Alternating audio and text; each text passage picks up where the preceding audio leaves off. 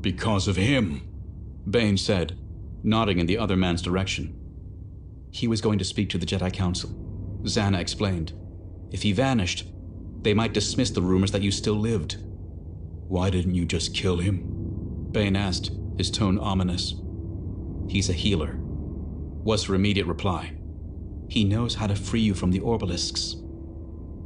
Zannah's answers came too quickly to suit Bane. It was as if she had already had this argument, likely rehearsing it in her head over and over in preparation for this meeting. Is this true? He demanded of the other man. I can't do it here, Darvid answered. I need supplies, special equipment. It's dangerous, but I think it can be done.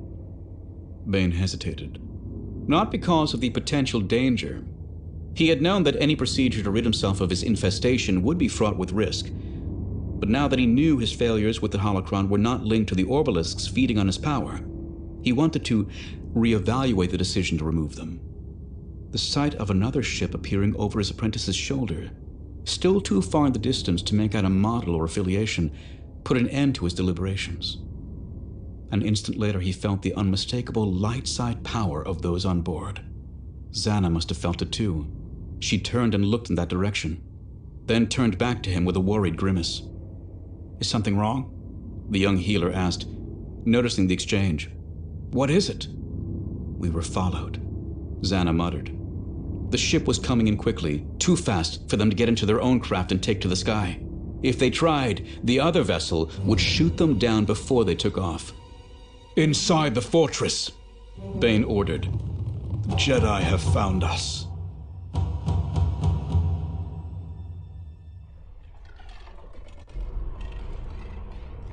Chapter 21.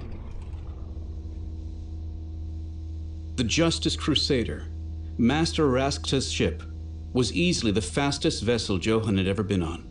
A small personal attack cruiser, she required a crew of 4.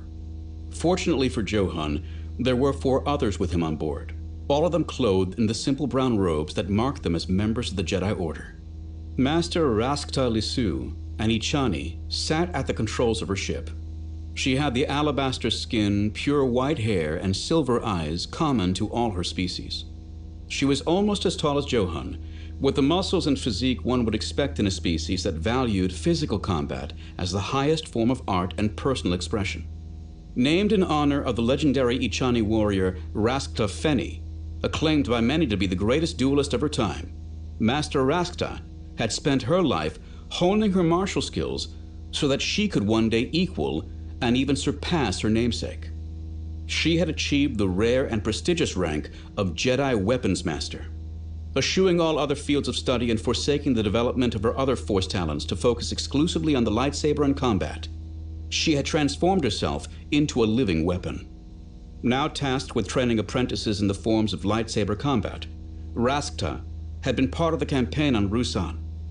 Wielding a blue-bladed lightsaber in each hand and shunning any form of armor, she was a terrifying figure to behold on the battlefield.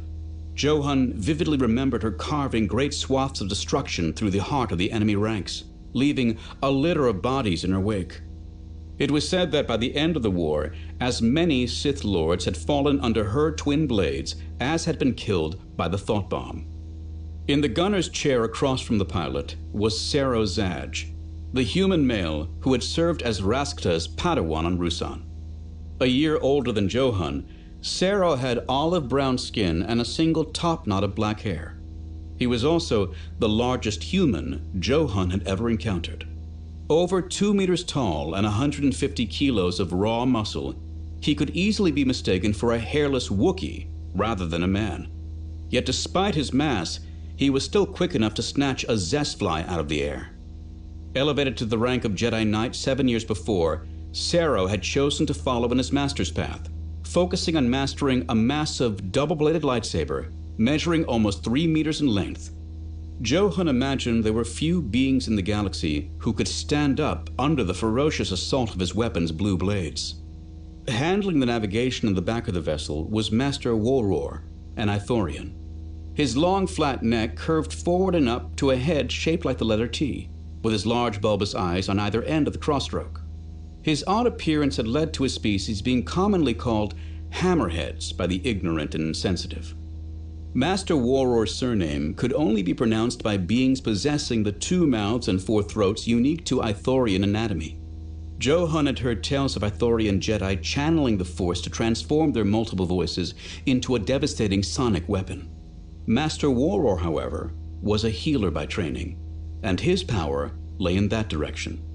He had been one of General Hoth's advisors on Ruusan, and a key to victory in many battles, even though he didn't even carry a lightsaber.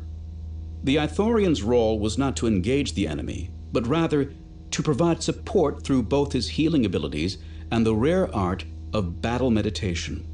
Although his talent was not strong enough to single-handedly alter the outcome of a large-scale conflict, in close quarters, Warroar could draw upon the Force to give strength to the bodies, minds, and spirits of those around him, enhancing the skills and abilities of his allies. Located beside the navigator in the rear of the vessel, the 4th member of the crew, Master Farfalla, provided support for the pilot, gunner, and navigator. He called up astronav charts, engine readings, weapon status, scanner reports, and anything else the others needed to do their jobs.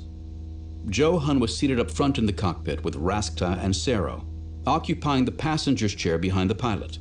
Until they reached Tython, his only job was to stay out of everyone else's way.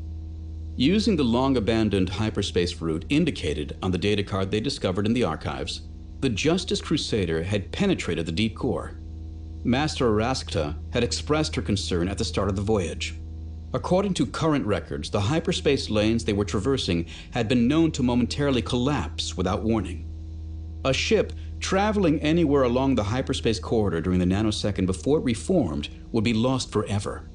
Combined with the other dangers of the deep core, including wandering black holes that would rip a vessel apart, even in hyperspace, the instability of the route had led to it falling into disuse and finally being forgotten for well over 1,000 years. Warroar had calculated the risk of a hyperspace collapse during their journey at just over 2%, more than high enough to make Johann breathe a sigh of relief when they emerged unscathed a few thousand kilometers away from the destination. Weapons primed and ready. Sero's voice told everyone over the intercom. Any friends we have to worry about? Nothing in orbit, Farfalla reported. Looks like we're clean. I'm taking us in, Raskta told them. See if you can find anything. Picking up an ion trail, Farfalla said as they neared the planet's atmosphere. Looks like we're right behind them. Locking on to the ion trail. Locked on. Even over the crackle of an intercom, Warroar's deep voice resonated through the ship. Engaging autopilot, Raskta said. Let's see where this takes us. Sero, keep your trigger finger ready. The autopilot dropped them down into Tython's atmosphere, and for several seconds the only thing Johann could see through the cockpit viewport was a wall of gray cloud. When they broke free, their destination was immediately obvious. I think I know where we're headed, Sero mumbled. Below them was a flat, empty field, virtually devoid of life. A dark fortress was visible on the horizon, the only significant structure in sight. Picking up 2 small vessels on the ground, Farfalla told them as they drew nearer. Nobody outside, though. They were close enough now that Johann could make out 2 melted towers rising up on either side of the stronghold's front face. Reading life forms inside the building, Farfalla noted. Looks like 3. Only 3? Sero mumbled, sounding disappointed. This might be too easy. Don't count on that, Farfalla warned him as Raskta brought the Justice Crusader in for a landing.